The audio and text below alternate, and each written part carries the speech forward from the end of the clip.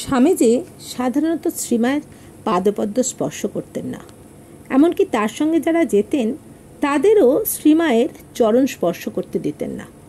একবার কুমুদবন্ধু সেনসহ কয়েকজনকে নিয়ে স্বামীজি মাতৃদর্শন করতে গেলেন। স্বামীজি মাটিতে শুয়ে সাষ্টাঙ্গ হয়ে মাকে প্রণাম করলেন, কিন্তু শ্রীমায়ের চরণ স্পর্শ করলেন না। তার সঙ্গে যারা ছিলেন তাদের পেছন থেকে বললেন, যাও মাকে সাষ্টাঙ্গে প্রণাম করো, কিন্তু কেউ তার চরণ স্পর্শ করো না।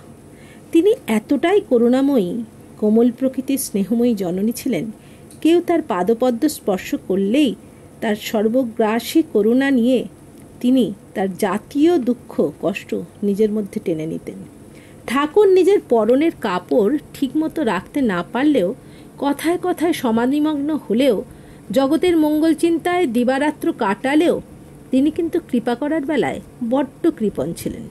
তিনি বিশেষ বিশেষ ভক্তকেই কৃপা করেছিলেন, কিন্তু শ্রীমায়ের কাছে যারা এসেছে তাদের সব দুঃখ জ্বালা তিনি হরণ করে নিয়েছিলেন। স্বামী প্রেমানন্দের কথায়, যে বিষ নিজেরা হজম করতে পারছি না সব মার নিকট চালান দিচ্ছি, মা সব কোলে তুলে নিচ্ছেন। অনন্ত শক্তি, অপার করুণা। আমাদের কথা কি বলিস, স্বয়ং ঠাকুরকেও এটা করতে দেখিনি। তিনি কত বাজিয়ে বাছাই করে লোক নিতেন, আর এখানে মা সকলের আশ্রয় দিচ্ছেন।